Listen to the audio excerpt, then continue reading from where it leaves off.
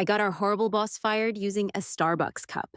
So I got my boss fired using nothing but a Starbucks cup, a fake email, and her own narcissism. And the best part? She thanked me for it before security dragged her out. Let's rewind. I worked at this boutique marketing firm. One of those were a family places that gaslight you into working 60-hour weeks for pizza parties. My boss, Miranda, was insufferable.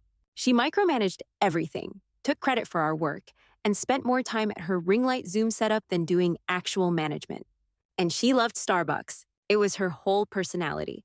Every morning, she'd show up with a venti and better than you latte and make passive-aggressive comments like, "Oh, you're wearing that again? I need you to be more dynamic in meetings. I just don't see you as leadership material." You know, stuff that makes you want to walk into the ocean.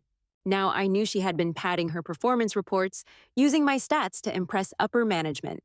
One day, she actually forwarded my entire client report, changed the name to hers, and forgot to delete my initials in the footnotes.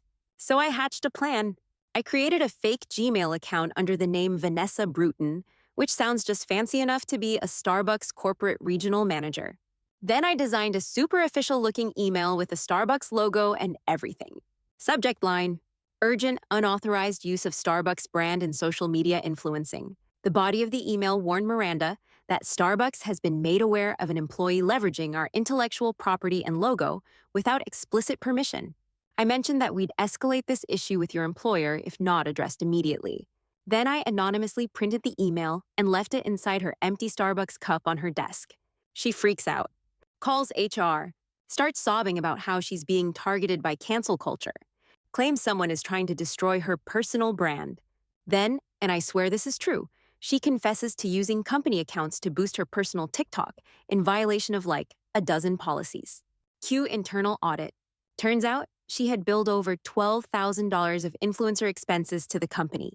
That's LED ring lights, iced coffee photo shoots, even a branded puppy vest for her Instagram famous Chihuahua. She's escorted out 2 days later, still insisting she was the victim. Her final words before being booted: "Thank you for supporting women in leadership." I just smiled and said, "Anytime, Miranda." She thought I was on her side the whole time. So yeah, I got my boss fired using a Starbucks cup, a fake Karen Gmail, and her own ego. No regrets, zero guilt. 12 out of 10 would espresso revenge again.